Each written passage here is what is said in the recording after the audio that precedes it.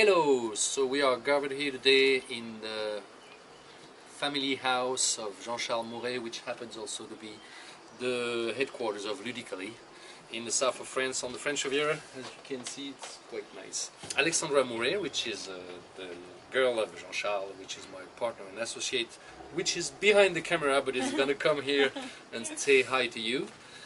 So this is Jean-Charles, the second part, or the first part, the half part of Ludicaly with me. This is his wife, Cecilia Mouret, and this is Jean-Luc, the youngest son of the family. But we're not here to do a family reunion, we're here to play Archipelago, which is the future game of Ludicaly.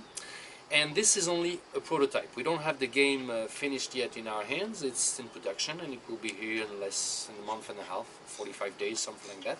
The best way to teach this game is just to send the people in the game, like in a video game tutorial, where you learn every turn a new action, a new thing that you can do. And the more you advance in the game, and you see so many things you can do, and you choose whatever you want to do. So we're going to do it this way, and I'm not going to explain all the rules at the start. I'm going to try to show you how it is the best to, the easiest way to explain the rules to some players that don't know the game.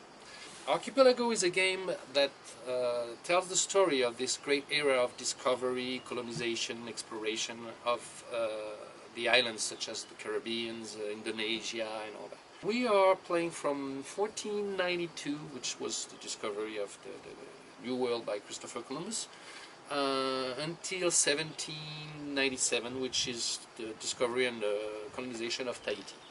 Each of us are going to be great explorer sent by his own country, which would be Spain, Portugal, England, France, Germany, Italy.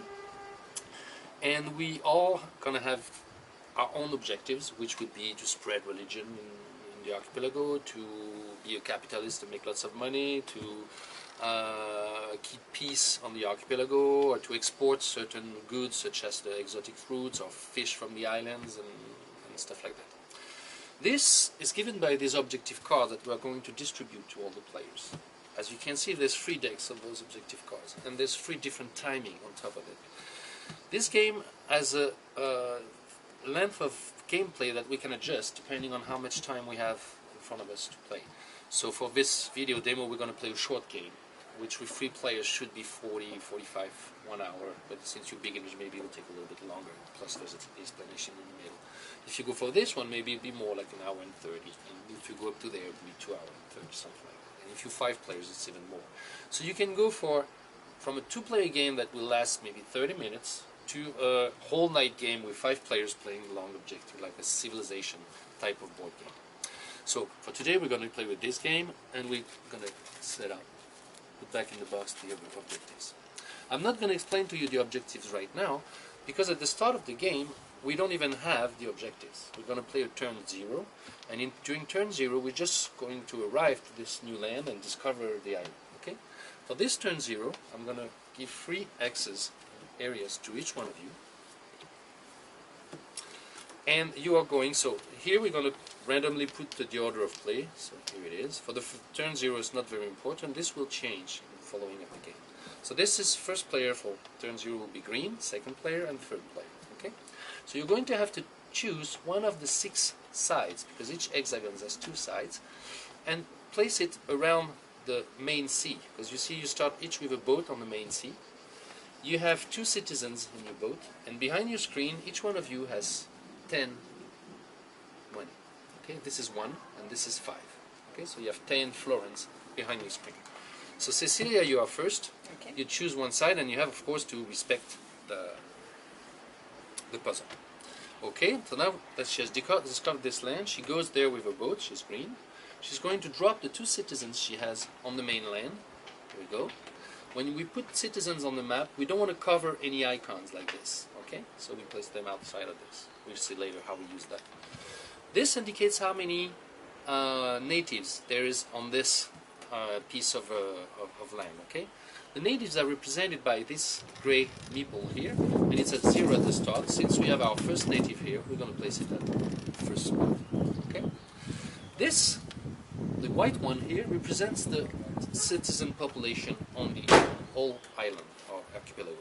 Right now she has dropped 2 people, so this will raise to 2. When everybody would have dropped these 2 guys, we will be at 6. Okay?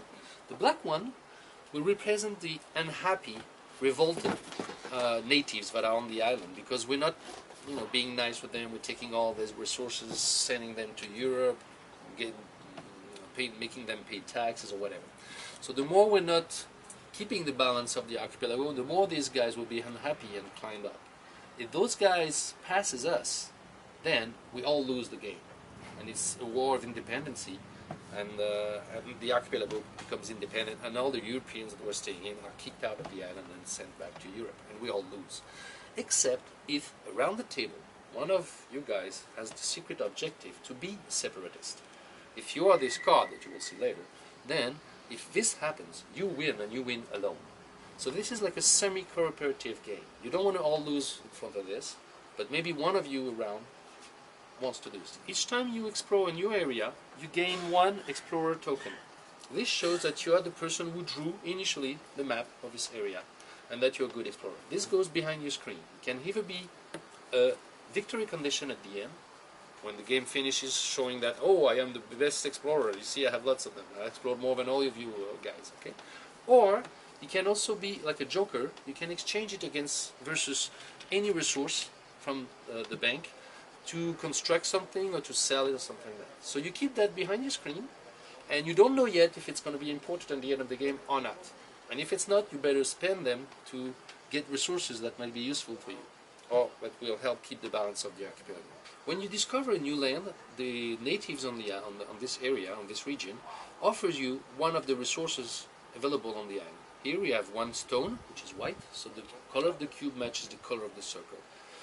And we have 3 fish. So as a matter of fact, here she has a choice of this. There's 1 resource cube that goes for her behind the screen, and 1 other that will be on the internal market. What is the internal market?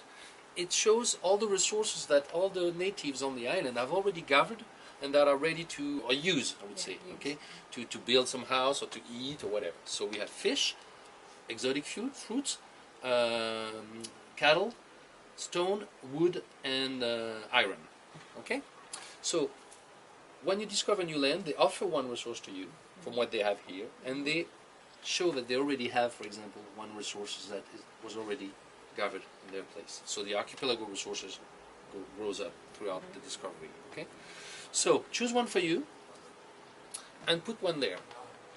What they use most and first, I would say, is what they eat, which means fish, this and that. So there you want to have like a balance of all the resources available, but if there's no balance at the start, you want to have this growing up first. Okay. Mainly. So you better put that.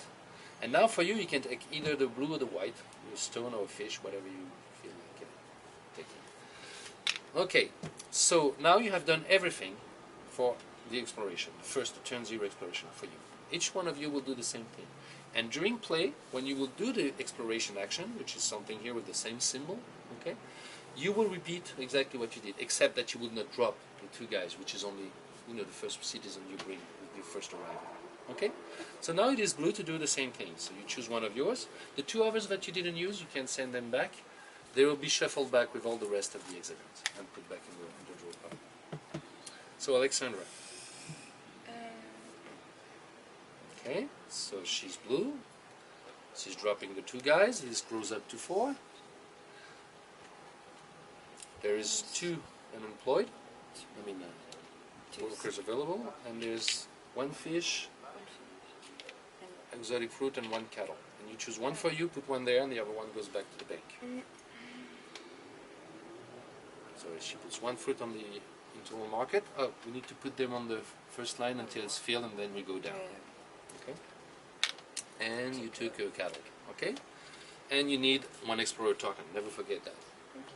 I'd just like to point out that I only have 9. Oh, so he's been robbed of some money. Poor the guy. So what do you choose? Okay. So at turn 0, you see that you can touch the open sea only on 1 side. Okay. For example, if you wanted, you could have done that. Okay. Afterwards, when you will do exploration in the future turns, you will always have to touch 2 hexagons. So you have to explore here or there, but you cannot put something right there. Okay? And of course, always respect the landscape. And of course, if I'm here, I cannot explore on the other side of the archipelago. I have to explore around me, which means touching two hexagons, either here or there. Okay? The more you spread your population, the more you'll be more efficient in the exploration type of action. Okay, now that turn 0 is finished, we are going to reveal 5 cards from the... Yes. Oh yeah, I'm sorry. You two guys, citizens, you place them. And there's one more unemployed and available worker, I'm sorry. And you take 1 token. And you have 3 fish or 1 iron. Which one do you want for you and what do you put there? Okay, I'll take the iron. Okay. And the fish goes to there. And we put this back. So now turn 0 is finished. We are going to reveal 5 cards, from 5 evolution cards from the evolution deck. I'm not going to explain those cards now because they're going to be useful later in the game. But know that these ones, the one that have that more like gray or brown, whatever, and the other ones are green. The green ones are the character cards. These ones are the progress cards, like you build new things or you acquire new technologies. Okay. We will buy these cards at phase number 6. What I also forgot to mention is that at the start of the game I have put 1 cube of each resource on the internal market, which means that when you arrive you already have 1 resource of each. Okay. I think we've seen everything for turn 0, except that now we are going to give you the objectives and put a tendency, reveal a tendency. The tendency, so this is what you get. This is the icon for money in the prototype, once again. The player who will have the more money behind his screen at the end of the game will score 4 victory points. The victory points are always the medals that you see each time on the cards. The second player will get 3, etc. If you, let's say you have 0 money at the end, then you will not rank at all. You will get 0 victory points. This is an objective that everybody sees. So you know that this is common to all of you and it's giving you 4 victory points. Now let's look at the objective cards. For example, this one is divided in 2 sections. All the cards are divided in 2 sections. The top of the card, the flag I have here, means the ending conditions. This is the number of players. You are 3 players.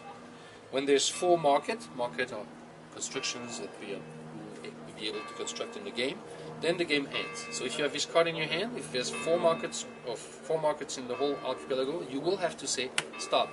Game finishes right now. The player who was playing finishes his turn and that's it. No extra turn and things like that. The second thing at the bottom is giving you the same thing as you saw on the tendency, which means what is the condition? Here it's having the most iron cubes. So apparently you made the right choice. If this card comes up, remember that there's 10 and you're going to get 3. The player who has the most iron cube behind the screen scores first and gets 3 points, etc., etc.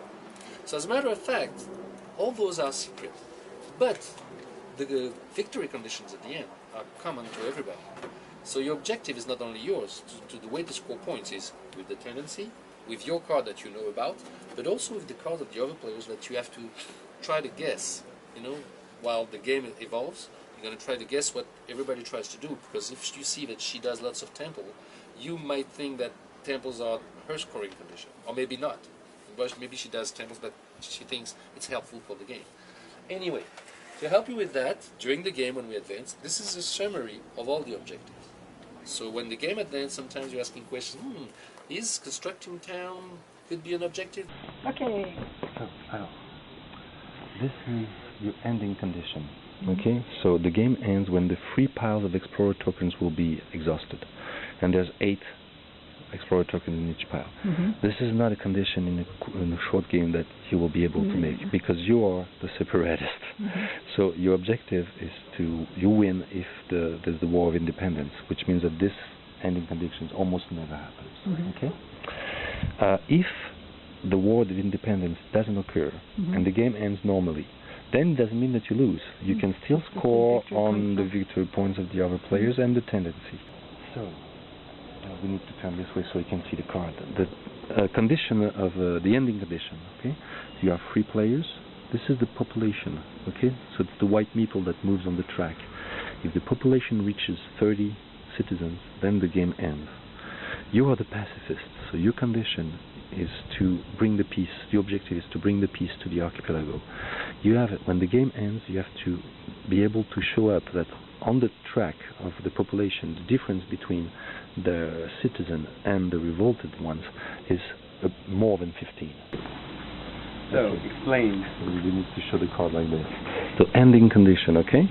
These are the character cards. Remember when I put out 5 cards? These 5 cards, there's characters in there. Okay. We have 3 players, so when there's 5 character cards all around the table, that doesn't mean only you, like your mother bought 3, so, you bought 1. yeah, 3 players, okay, so when 5. When there's 5 characters all around the table. Okay. Let's say you have bought 1, your sister bought 1, and your mother bought 3, end of the game, because there's 5 total.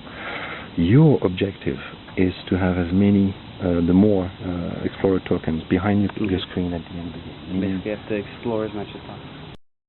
I'm shuffling back the hexagons that are left, and they're going into the tray where we're going to draw them. This tray is going to be removable in the final game, and we'll be able to circulate in between the players to be able to see better what's in it.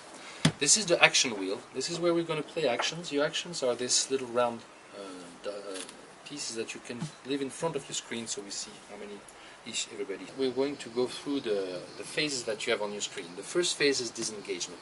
On the first turn, we don't have to do this phase. The second phase is order of play. We're going to decide what is going to be the order of play here for the turn that comes. Okay? To do that, you're going to take some money and put your fist in the middle of the table with some money in it. We reveal, and the player who has bet the more money gets to decide the order of everybody on this track. He's like the king of the turn. Okay? Normally and usually he places himself in first, but once again in this game everything is negotiable. You can always bargain and discuss and all that. And if somebody offers the king, I would say some money or some resources or whatever you're ready to give in order to be the first to play, then he can decide to put you first. Okay? In case there is a tie during the betting, not a tie at 0, because if everybody bets 0, nothing moves. But if there's a tie, let's say we bet 3 and 3 and you bet only 1, everything that is bet is back to the bank, okay? You lose everything you bet, and then the 2 persons who have bet 3 make another bet, spending the 3 they already did, okay? And if it's equal again, then it doesn't matter, okay? So you don't have any idea of how important it is to be first player or not at this point of the game. But that's part of the video game tutorial way. So just go ahead and put some money. It might not be vital at the first turn, but it gets more and more vital when the game evolves. What else can money buy? What? What else can money can buy you cards at phase 6. You can buy some resources on the market by paying the price in front of each cubes. You can buy services from other players, saying, okay, give me this or give me that. You can exchange money in between yourself. Okay. What's important to know is that the first player will play first for all the 6 steps that you have on your screen. All the 6 phases we're going through. Okay. And only in the next turn, if this changes, will the turn order change. Okay. So you will be the first one to decide to buy the card out of the 5. This is one, I think, of the most important. Okay, go ahead. Reveal. 0, 0, 6. She wants to play first. She really wants to play first. That's a lot. It's okay. Okay. Well, it's enough to buy. Yeah, so you can decide. I guess you want to be first? Yeah. So, the others, do you want to do something? Alexandra, put me second, please. Sure. Well, she gets some money. She's second. You don't offer anything more? So she's going to be first, second? Do you want to go second, brother? You got to give me one. I don't have such an attachment to go. Okay. Okay. So you're third. Once again, you don't have to respect. Once she's giving you the money, if you want, you don't have to put it second. But it's like declaring war at the start of the game. It's really nasty. I've never seen it. Okay. But I mean, nothing in the game. I'm going to have friends for the beginning. You better have friends. But you never perform. You have to. Anyway, now that this is done, we're going to phase 3, which is population effect. This is quite a quick phase. Usually it's the person who's the closest to these boards which checks it out. We're going to check these 4 boards in this order. In the final game we're going to have big Roman numbers saying 1, 2, 3, 4. And you see that when there's too many resources on one line, on one block, section, sorry, it had some new available workers because we have too many fish and we have to, like fire fishermen and they have no work, so bam, it goes up. Same thing for each resource, same thing on the external market, and if we really have a lot of fish, then we start generating some revolted characters. Okay, putting up the revolt level. When the so here nothing has happened in stock, so that's quite normal. On this, when the population is from 1 to 10, nothing happens. When you start growing a population, you start generating some unemployed, okay, I mean available workers, and then you can start generating some revolted, and more and more and more. So the bigger the population, the more difficult it is to keep quiet, I would say. This is the available worker track, same thing, we feel very good on unemployment, meaning that there's not a lot of available workers. Wow, we remove some revolted. Everybody gets money, everybody works, everybody's happy. If we have a lot of available worker, lots of people like not having jobs and stuff, and so they get more and more revolted, and it goes on. So at this phase, nothing happens this turn, but each turn we adjust that only at this phase. That means that if at some point this goes up here during the game, we don't adjust. We just do it at the phase number 3. So nothing to do this phase. Phase 4, balance of the archipelago. We're going to look at the back of the evolution card, and this will generate some crisis. Like the natives on the island, we want to hit some fish, and we have to give some fish to them, depending on how many we are. First turn again, we don't do that. So and we enter the action phase, which is the phase where you're going to use that, and we're going to turn between the players, each one of you doing an action, and using this way.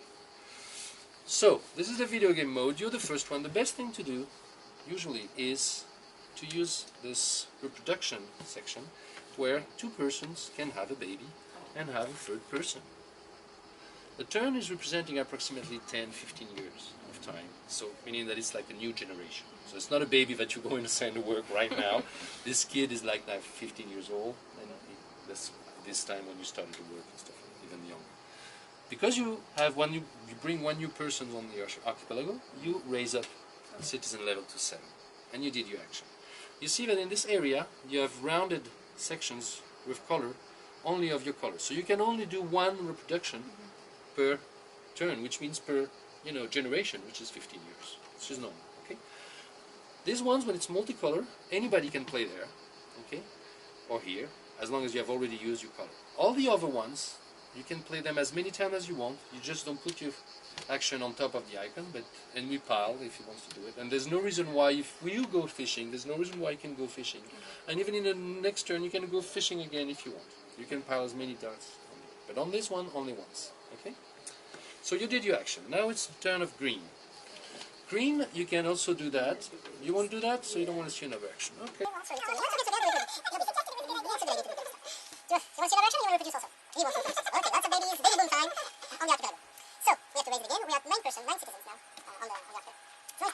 I'm going to show you exploration. Now that you have many people on the boat, I mean, there's not a lot of space, so you want to spread out a little bit. Okay?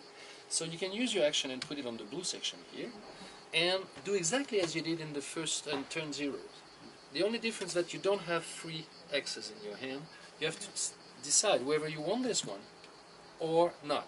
If you don't want it, it goes away, and you're going to get the next one. The next one, you don't know what it is, but you're going to have 2 sides to decide. And if you take this one, you're going to have 2 sides again.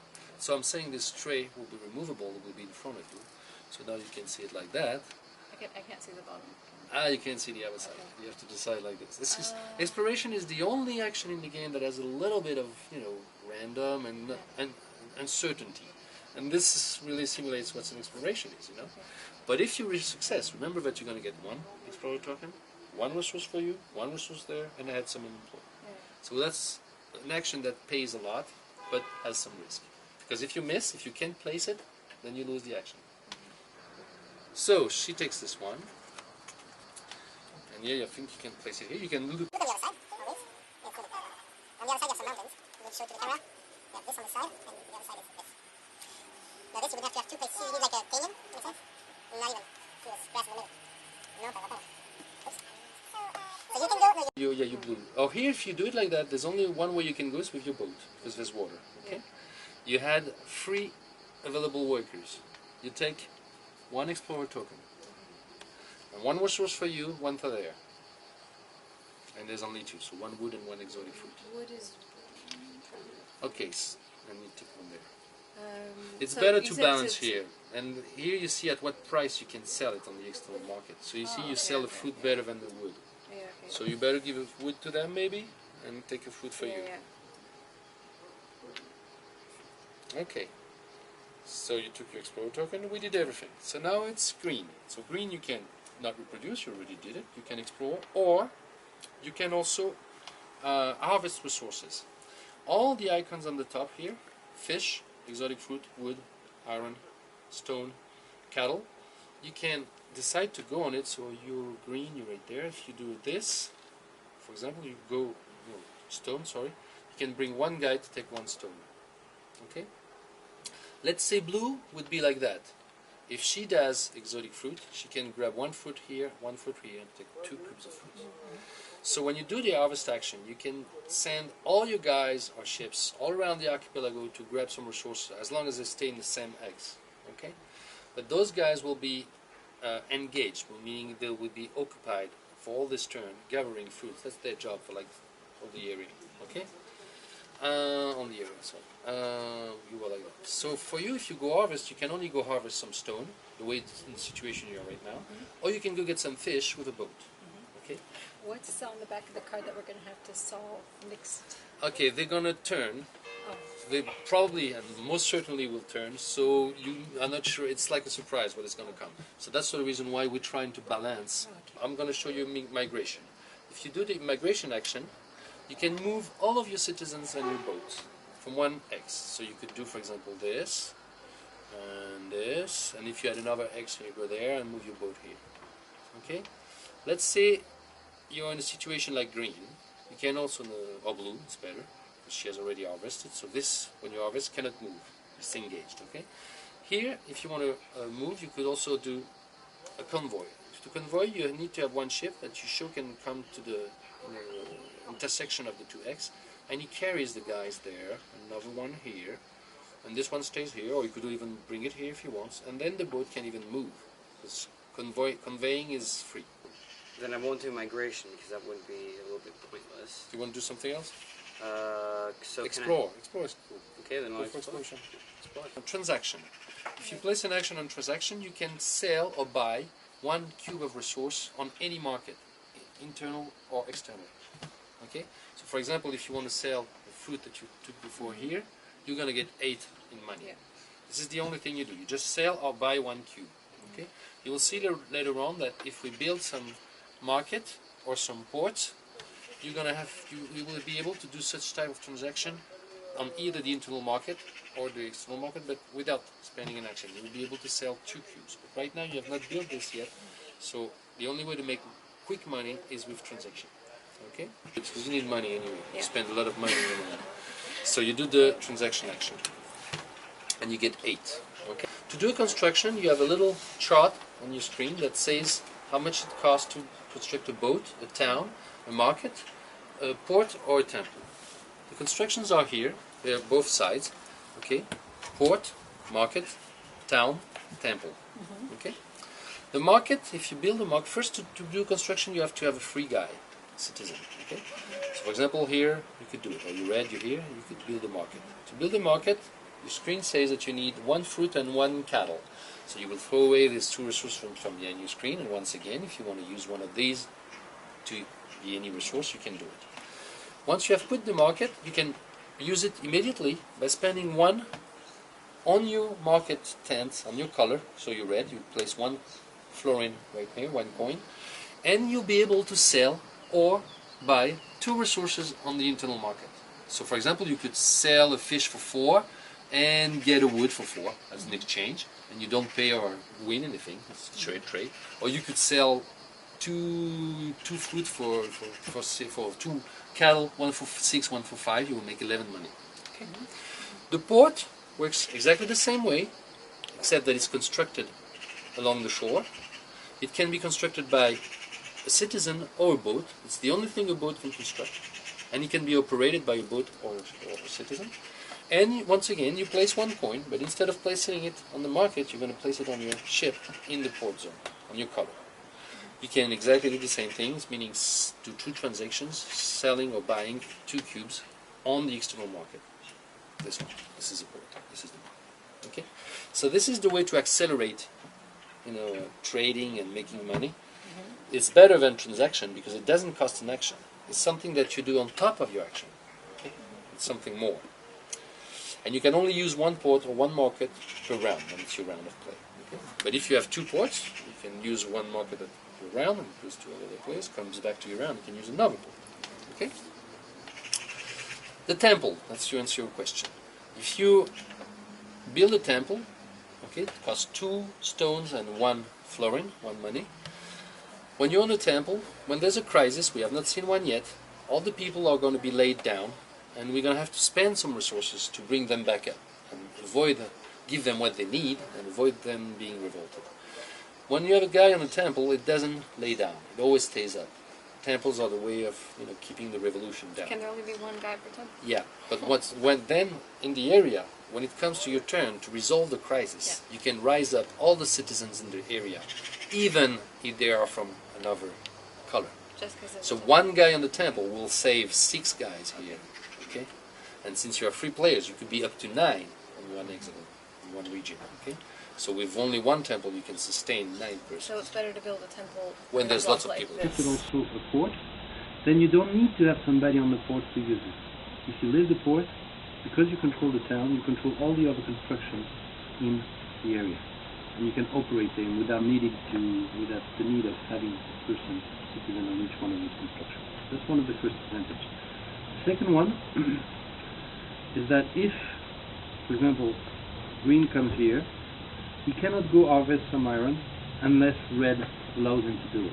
So that's when you enter negotiations and okay, you can go get an iron, give me 2 florins or... I want to build a town. Town? Mm-hmm. Okay, so your construction is here.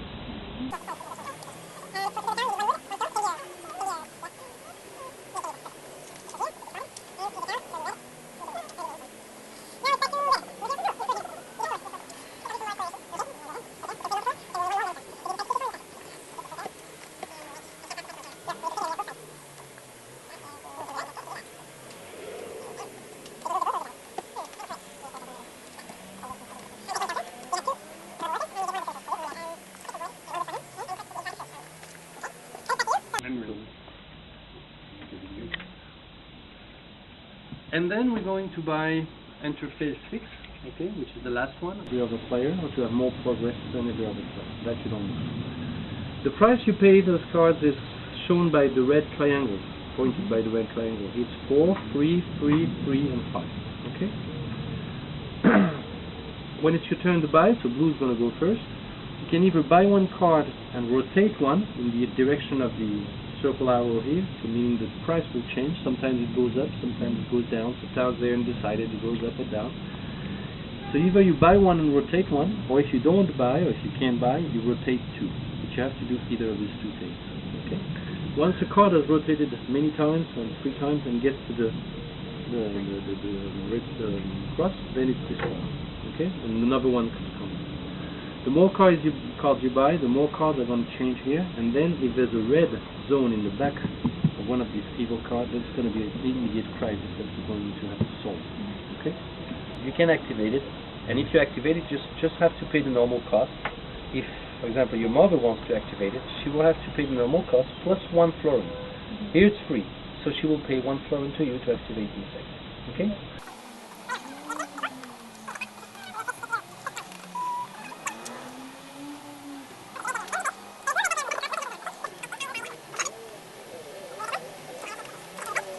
What does it say? It says that on the internal market, which is here, which means on the archipelago, the people are eating a lot of cattle lately over this past 10 or 15 years.